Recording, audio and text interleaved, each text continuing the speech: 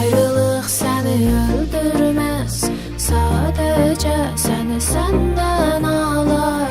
Bıçak kimi ağrılı sözlerin kaldı hayatımda. Beni döner, beni alanların, ama ayrılıktan danışma. İğne battı bedenime, hamı öldü, ben ise yaşadım. Geceler yüreğimde senin adın dolaşır. Bu hayat seni mənə vermir. Bağlam sana istemeden elvida dedim. Geceler yüreğimde senin adın dolaşır. Bu hayat seni mənə vermir. Bağlam sana istemeden elvida dedim.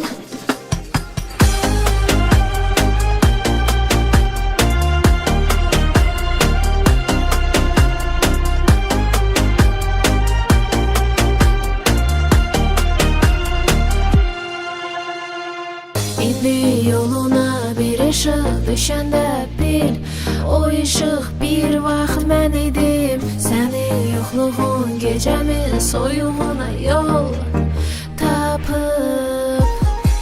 Beni döner, beni alanların, ama ayrılıktan danışma. İğne battı bedenime, hamı öldü, ben ise yaşadım. Geceler yüreğimde senin adın dolaşır. Bu hayat seni mənə vermir. Bağlam sana istemeden